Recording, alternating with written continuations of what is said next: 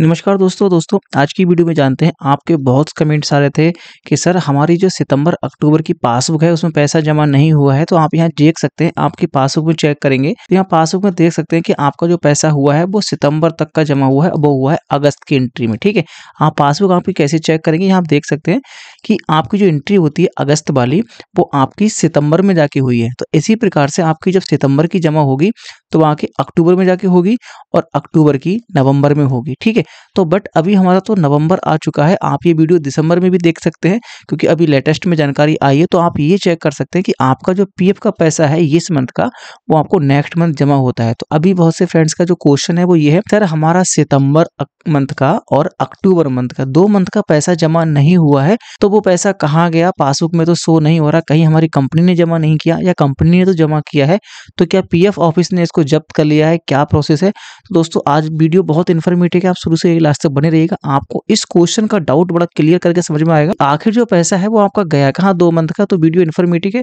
तो अभी से वीडियो को सब्सक्राइब कर लेना, फेसबुक पेज पर देखना तो फॉलो कर लेना। अगर आपकी कोई समस्या आती है तो कमेंट में जरूर पूछना। ये वीडियो बहुत इन्फॉर्मेटिव है, थोड़ी टेक्निकल वर्ड होंगे तो बड़ा ध्यान से समझना, तभी आपको ये प्रोसेस समझ में आएगी। ठीक, कि आपका पैसा आखिर गया कहाँ, कहीं पीएफ ऑफिस ने इसको जब्त तो नहीं कर लिया।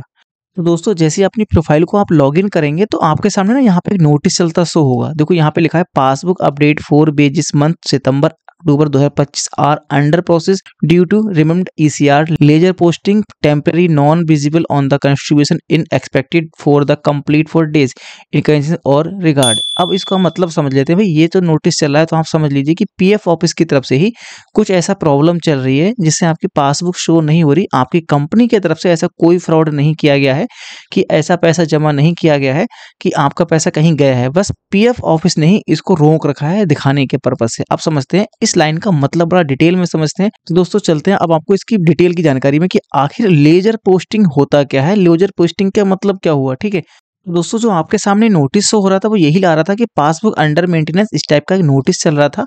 तो फिलहाल मैंने इसको ना हिंदी में कन्वर्ट कर दिया, बहुत से फ्रेंड्स हिंदी को समझते हैं तो हिंदी में कन्वर्ट कर दिया। जो इंग्लिश में समझ सकते हैं इसको आप इसको इंग्लिश में भी पढ़ सकते हैं, यही नोटिस चल रहा था। जो सबसे बड़ी चीज है वो यहाँ पर आ रही है आप ECR ledger posting. Ledger posting क्या होती है तो इसको हम नीचे देखेंगे कि सितंबर अक्टूबर मंथ का वेतन महीने के लिए पासबुक अपडेट की प्रक्रिया में चल रही है क्योंकि ईसीआर लेजर पोस्टिंग में बदल दिया गया है। कुछ दिनों तक अंशदान अस्थायी रूप से दिखाई नहीं देगा, असुविधा के लिए खेद है। ये पीएफ ऑफिस की तरफ से जो नोटिस चल रहा था उसका ये हिंदी वर्जन मैंने कन्वर्ट कर दिया। ठीक है, ये कह रहे हैं कि हमारी जो ईसीआर जमा करते हैं, मतलब जो कंपनी आपका पीएफ जमा करती है उसको वो ईसीआर बोलते हैं, और जो पीएफ जमा करने का डाटा होता है उसको जो मेंटेन करते हैं पीएफ खाते में उसको लेजर पोस्टिंग बोलते हैं। आप लेजर पोस्टिंग क्या है, कब तक आपका सही होगा, तो इसको समझते हैं थोड़ा और डीपली। यहाँ पे देखते हैं कि लेजर पोस्टिंग होता क्या है। तो लेजर पोस्टिंग क्या होता है, जैसे कि आप घर में अपने खर्चे करते हैं तो उसको आप अलग अलग डायरी में लिखते हैं कि आपने किसी से पैसा लिया है तो इस डायरी में लिया, किसी को दिया है तो इस डायरी में लिया, मतलब लेन देन का एक डाटा होता है। तो इसमें क्या है, जर्नल को लेजर पोस्टिंग में लेन देन की प्रक्रिया को लेजर पोस्टिंग कहते हैं। लेजर पोस्टिंग के कुछ उदाहरण है जैसे बैंक है, नकदी है, भवन, भूमि। दोस्तों यहाँ भी आपको समझ में नहीं आएगा कि भाई क्या माजरा है लेजर पोस्टिंग का, थोड़ा और क्लियर कर लेते हैं। तो नीचे आप जाएंगे तो यहाँ देखेंगे कि लेजर पोस्टिंग करनी क्यों पड़ती है। देखो होता क्या है, क्योंकि जनरल में सब कुछ मिला जुला होता है। जैसे कि आपके पास एक डायरी है, तो दोस्तों डायरी में क्या होता है कि आपके पास एक डायरी है और डायरी में आपने लेन देन सभी मिक्स कर रखा है कि लेने का, देने का, जमा करने का। तो उसमें क्या होता है, सब मिक्स होता है। तो एक क्लियर डाटा नहीं मानते, तो बैंक्स होती हैं वो इस टाइप का डाटा एंट्री नहीं करती। जो भी फाइनेंशियल डिपार्टमेंट होते हैं वो इस टाइप का डाटा एंट्री नहीं करते, वो लेजर पोस्टिंग करते हैं। वो अलग अलग डाटा रखते हैं। जैसे कि अलग अलग डाटा क्या होता है, पहले समझ सकते हैं कि मान लो आपको कोई कैश मिला, तो यहाँ पे 2 टर्म बहुत इंपॉर्टेंट होते हैं, एक होता है कैश, एक होता है सेल। तो कोई भी जो कंपनी सेल करती है या कैश लेती है उनसे, तो उसको हम 2 टर्म में लेते हैं। जैसे कि आपको अगर किसी का 10,000 रुपए का कैश मिला तो इसको कैश को ये कैश बढ़ा, मतलब आपके पास कुछ कैश आया है तो आपके कैश वाली जो पासबुक होगी उसमें आपका कैश कितना बढ़ा, उसमें 10,000 रुपए का कैश बढ़ गया। ठीक है, अब क्या हुआ, आपकी सेल बढ़ी तो सेल में आपका 10,000 रुपए का प्रॉफिट बढ़ गया, तो इसको सेल कहते हैं। ठीक है, कैश बढ़ने को कैश खाते में और सेल्स को सेल्स खाते में। और थोड़ा डीपली समझते हैं इस चीज को, तो जो भी आपका कैश आता है उसको ये लिखते हैं डेबिट करके। ठीक है, जो भी इनकी सेल होती है वो होता है क्रेडिट करके। तो दोस्तों इसी चीज को, लेन देन को या सेल्स बढ़ने को ही ये जनरली लेजर पोस्टिंग कहते हैं। जैसे कि आपके पास आपकी कोई डायरी है, उसमें आपने एक डायरी में नॉर्मल चीज लेन देन लिख रखा है, उसको वो अलग अलग लिखते हैं कि कैश आ रहा है तो उसको क्या कहेंगे, डेबिट कहेंगे, क्रेडिट कहेंगे, और सेल्स आ रही है तो डेबिट कहते हैं। तो इसी को जनरल जो एंट्री होती है, इन जनरल एंट्री को लेजर पोस्टिंग में बदलने की प्रक्रिया चल रही है पीएफ ऑफिस के डिपार्टमेंट में। जो आपका ईसीआर जमा हो रहा है, जो आप पैसा निकालते हैं पीएफ ऑफिस से, ये जमा होता है कंपनी की तरफ से,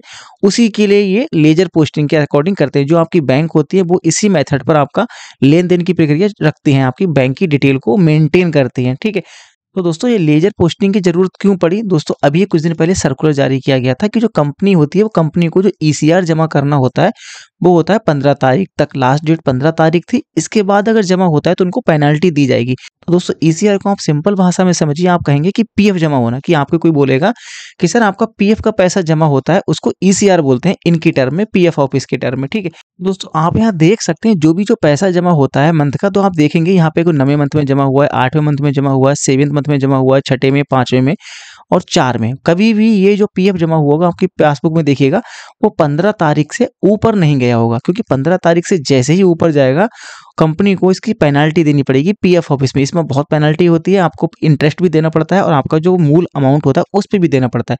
तो इसी को इन्होंने अपडेट करके ईसीआर को इन्होंने 25 तारीख कर दिया है। क्या कर दिया है कि जो कंपनी पहले 15 तारीख तक पैसा जमा करती थी उसको बदल के इन्होंने 25 तारीख कर दी है। मतलब कंपनी किसी एम्प्लॉय का जो पैसा है पीएफ जमा करना है उसको ईसीआर बोलते हैं, ईसीआर जमा करने की लास्ट डेट 25 तारीख कर दी गई है। तो भाई जब सिस्टम अपडेट हुआ है 15 था पहले, उसको 25 किया गया है, तो हो सकता है यही कुछ अपना प्रोसेस कर रहे हो, लेजर पोस्टिंग की टेक्निकल पैसा जमा करने की प्रोसेस है उसमें थोड़ा सा अपडेट कर रहे हो। तो दोस्तों बस यही एक इनका मेन कारण हो सकता है कि आपकी जो लेजर पोस्टिंग की वजह से आपका जो 2 मंथ का पैसा है सितंबर और अक्टूबर का आपकी पासबुक में शो नहीं हो रहा। जैसे ये अपडेट पेस्टिंग हो जाएगी, मतलब 15 से इनका सिस्टम जब 25 में कैप्चर्ड हो जाएगा, सिस्टम एक्सेप्ट करने लगेगा, उसी के बाद आपकी ये पासबुक शो होने लगेगी। पैसा आपका कहीं नहीं गया है, सिर्फ इन्होंने वो एंट्री को ऐड नहीं किया है। जैसे मैंने बताया ना लेजर पोस्टिंग होती है तो कंपनी ने तो आपका पैसा जमा कर दिया, बट पीएफ ऑफिस की तरफ से लेजर पोस्टिंग के अकॉर्डिंग यहाँ पे डाटा एंट्री नहीं की गई है।